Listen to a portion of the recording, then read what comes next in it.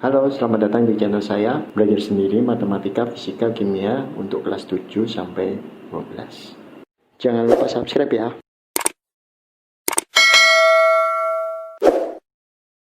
Operasi bilangan yang pertama adalah tentang penjumlahan dan pengurangan. Seperti kita ketahui, bilangan terdiri dari dua, bilangan positif dan bilangan negatif.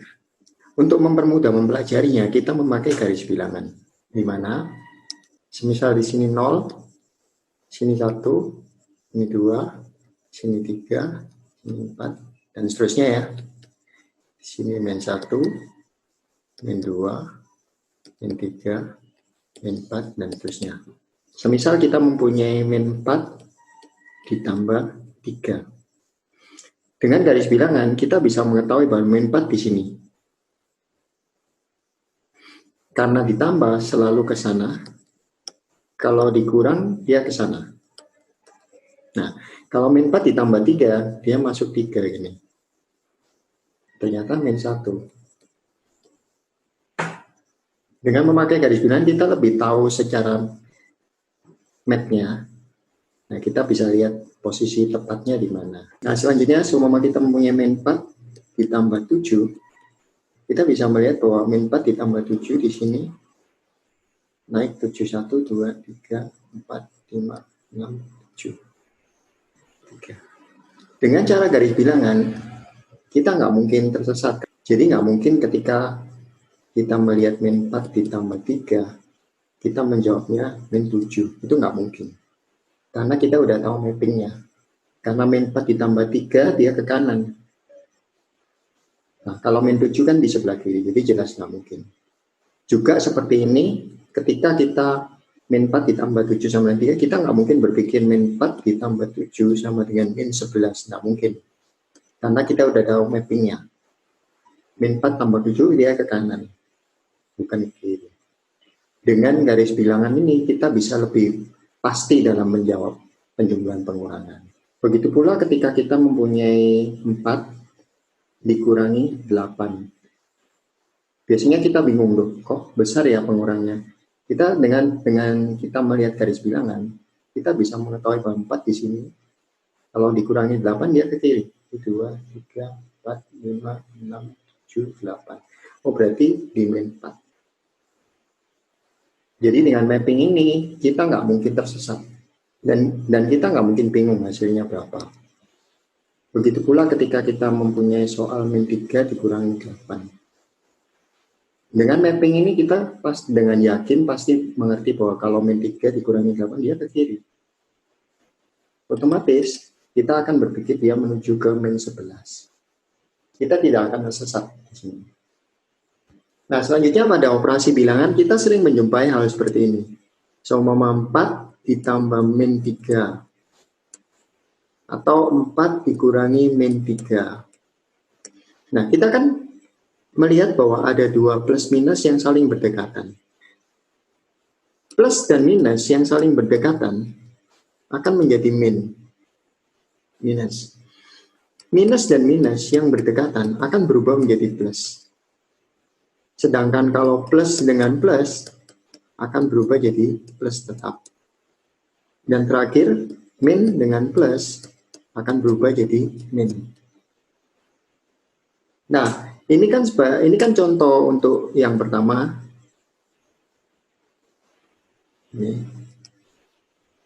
Ini contoh yang untuk yang kedua.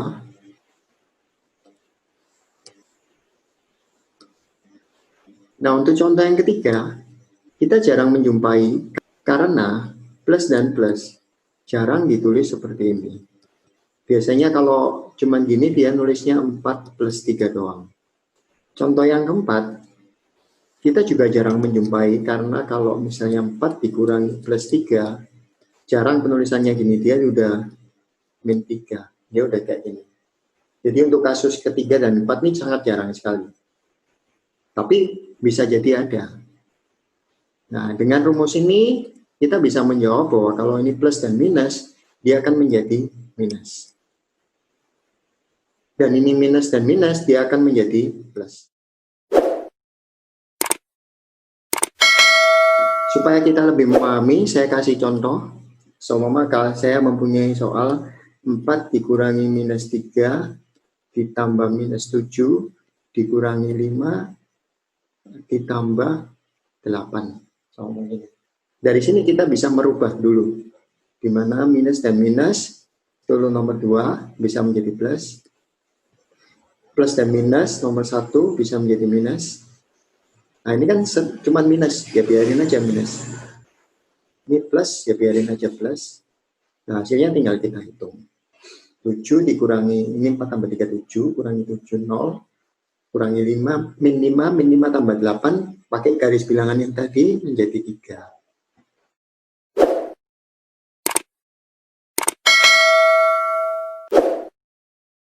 Operasi bilangan selanjutnya tentang perkalian, di mana positif dikali positif, hasilnya positif.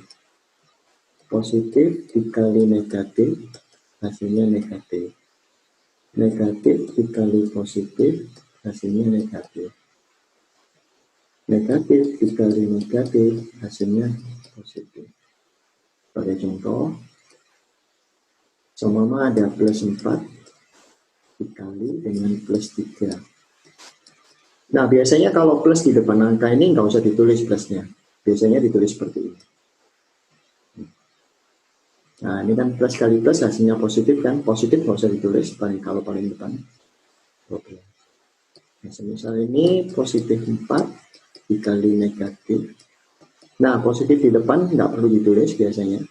4 dikali. Nah, ini harus dikasih kurung ya, supaya menjelaskan bahwa dia dikali. Di sini positif kali negatif, negatif 12. Negatif 12. Selanjutnya, semisal min 4 dikali plus 3. Nah, min di depan kadang nggak perlu dikurung, nggak apa-apa. Karena dia tidak ada operasi bilangan lain di sini. Ini dikali, nah plus nggak usah ditulis, 3. Di sini min kali plus negatif, hasilnya negatif 12.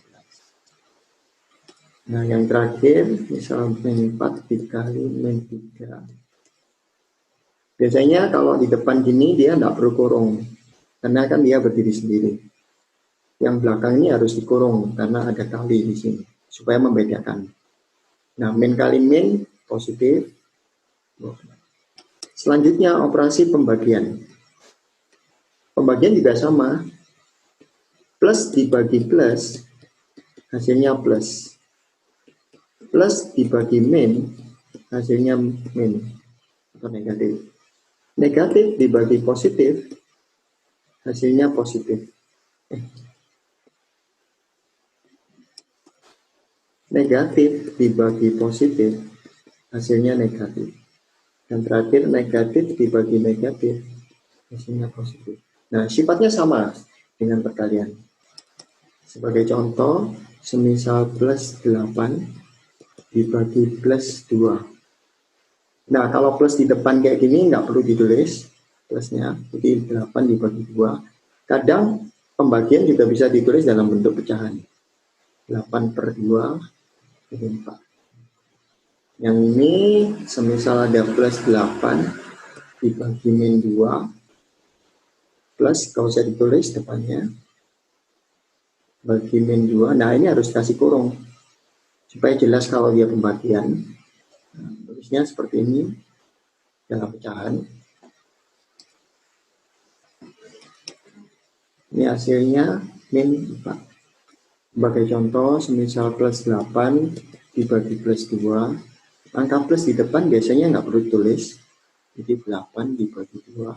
Biasanya pembagian juga bisa ditulis berupa pecahan, 8 per 2. Nah, plus bagi plus kan plus, jadi dia plus 4. Plus nggak usah ditulis. Semisal yang kedua, saya punya plus 8 dibagi min 2. Nah, plus depan nggak usah ditulis biasanya, 8 dibagi min 2. Nah, ini harus kasih kurung, karena untuk menjelaskan bahwa dia itu dibagi.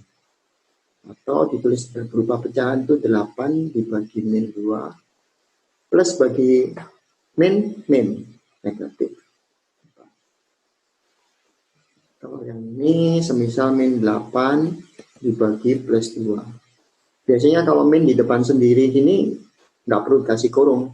Jadi min 8 dibagi, nah ini plus juga nggak perlu dikasih kurung. Karena nggak usah ditulis, nggak apa-apa. Kalau dalam pecahan dia min 8 diper 2, hasilnya min bagi plus negatif.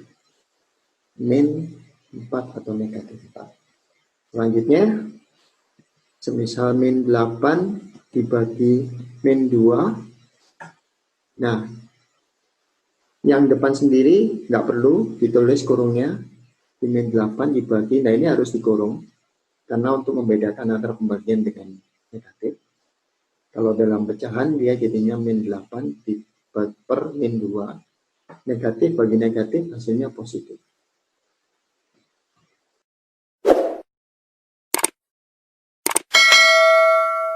Untuk lebih jelasnya dari penjumlahan, pengurangan, perkalian, dan pembagian, saya kasih soal yang mewakili semua. Semisal seperti ini, saya kasih satu contoh soal simpel yang mewakili semua. Semisal soalnya seperti ini. 7 ditambah min 4 dikali dengan 6 dibagi min 3 dikurangin dengan 8 dikali min 2 dibagi dengan min 6 dikurangi min 2. Semisal soalnya seperti ini. Langkah yang pertama kita lakukan adalah kita sederhanakan dulu yang bisa disederhanakan. Seperti ini, plus dan minus dia bisa menjadi minus. Dan ini bisa langsung dihitung, 6 dibagi min 3 plus bagi minus itu minus 2. Dikurangin 8 dikali min 2 itu plus bagi kali minus, itu plus kali minus plus. Plus nggak usah ditulis di depan, 16. Dibagi yang dalam kurung disederhanakan dulu, minus 6, negatif sama negatif jadi positif. Nah, lalu kita hitung, 7 kurangi 4, 3, dikali negatif 2. Harus dikurung ya, karena ada perkaliannya. Dikurangi 16, dibagi, nah ini dihitung, min 6 tambah 2, kita pakai garis bilangan, hasilnya min 4. Nah, kita hitung lagi, min 6, min, ini kita hitung plus bagi minus, minus. Plus bagi 4, 4, jadi minus 4. Jadi dia min 6, minus sama minus plus. Akhirnya jadi min 2. Nah, seperti ini. Nah, khusus di operasi perkalian, sering terjadi penulisan sebagai berikut. Semisal 3 kali 2 dikali 1. Itu ditulis sebagai berikut, 3.2.1. Jadi perkalian ditulis dalam berupa titik. Kenapa? Karena pada bab selanjutnya di bab tentang aljabar yang memakai variabel-variabel khusus untuk kali, itu akan mirip dengan huruf X. Nah, ketika aljabar ada X dikali Y, akan menjadi rancu. Karena seakan-akan ada 2X, ada 2 kali di sini. Karena itu diciptakanlah penulisan X titik Y. Ini artinya X dikali Y. Karena itu sering juga ditulis perkalian berupa titik. Nah, sebagai contoh, saya akan memberikan soal yang berhubungan dengan variabel dan operasi bilangan. Seumpama saya mempunyai A min 3, B 2, dan C 4. Ketika saya memiliki soal A titik B titik C, kadang juga ditulis A, B, C doang. Ini artinya A dikali B dikali C. Jadi kita bisa inputkan min 3 titik 2 titik 4. Kalau bisa ketika ingin menginputkan dikasih kurung, supaya ini jelas bahwa ini A, dan ini B, dan ini C. Jadi jelas, ketika sudah terisi input, tinggal kita hitung. Lihat, negatif kali positif, negatif. Kita hitung satu-satu. titik 4. Dikurung juga boleh, supaya kelihatan bagus. Setelah itu, min negatif kali positif negatif, 6 kali 4, 24. Nah, seperti ini. Misal ada soal A ditambah B dikali C. Ya, ini artinya A min 3 ditambah B-nya 2, C-nya 4. Nah, ini artinya dikali. Sehingga menjadi min 3 tambah 8 dan menjadi 5. Seperti itu.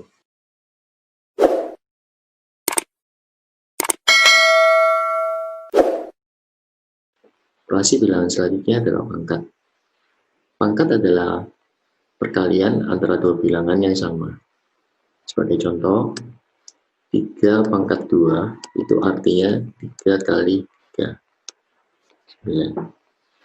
Jadi ketika 2 pangkat 4 itu artinya 2 kali 2 selama 4 kali. Pangkat juga dipakai di bilangan negatif. Khusus untuk bilangan negatif, ketika bilangan negatif ini dipangkat dengan pangkatnya ganjil, hasilnya akan negatif. Kenapa? Karena semisal min 2 pangkat 3. Ini artinya min 2 kali min 2 kali min 2. Nah, di sini min kali min positif, positif kali negatif, negatif. 2 pangkat 3. Bilangannya tetap pangkat 3. Nah, ketika bilangan negatif ini dipangkat dengan bilangan genap, dia akan hasilnya positif. Karena semisal min 2 pangkat 4, ini artinya min 2 kali min 2 kali min 2 kali min 2. Nah, negatif kali negatif, positif. Positif kali negatif, negatif. Negatif kali negatif, positif lagi. Jadi, kesimpulannya, kalau bilangan negatif dipangkat ganjil, hasilnya negatif. Kalau bilangan negatif dipangkat genap, hasilnya selalu positif. Sekarang kita belajar tentang akar. Akar adalah kebalikan dari pangkat. Semisal, karena 3 pangkat 2 adalah 9, maka 3 adalah akar dari 9. Nah, kita harus hafal bilangan kuadrat sampai 10 minimal. Kalau bisa lebih. Karena itu akan mempermudah kita. Semisal, ada pertanyaan akar 64. Karena kita hafal bahwa 8 kuadrat adalah 64, ya berarti akar 64 ya 8. Nah, semisal ada akar yang cukup gede, misal 441. Mungkin kita nggak hafal. Cara menghitungnya seperti ini. Kita ambil 2 angka dari belakang, kita kasih sekat. Lalu kita cari berapa kali berapa yang hasilnya 4. Dan harus kembar ya. Oh, berarti 2 kali 2. Ini 4. Lalu dikurangi, ini hilang, 0. Nah, turunnya harus 2 langsung. Lalu, 2 tambah 2, 4. 4 berapa? Dikali 4 titik kali titik, hasilnya 1. Nah, titik ini harus berisi angka kembar. Jelas di sini 41 kali 1. Nah, habis. Berarti dari sini bahwa akar 441 adalah 21. Saya kasih contoh lagi, semisal ada akar 1296. Caranya seperti tadi, kita ambil 2 angka dari belakang, kita kasih sekat. Lalu berapa kali berapa yang hasilnya 12, yang dekat dengan 12. 3 kali 3, 9. Kurangin, 12 kurangi 9, 3. Nah, ini turunnya langsung 2. Lalu 3 tambah 3, 6. Titik kali titik, hasilnya 396. Harus kembar ya. Di sini 66. 66 kali 6, 396. Cara menghitung akar yang lain adalah dengan menafsirkan. Tetapi cara ini hanya menghasilkan angka tafsiran, yang bukan angka yang akurat, karena hanya menafsirkan. Kira-kira, contoh, semisal ada soal akar 89. Kita ketahui 89 itu terletak di antara 81, yang itu adalah 9 kuadrat, sampai 100, yang itu adalah 10 kuadrat. 89 terletak di antara sini. Berarti akar 9 pastinya 9 lebih. Nah, lebihnya berapa? Dari sini ke sini 8 jaraknya. Dari 81 sampai 100 jaraknya 19. Berarti 9, 8 per 19. Ini menghasilkan tafsiran dari akar.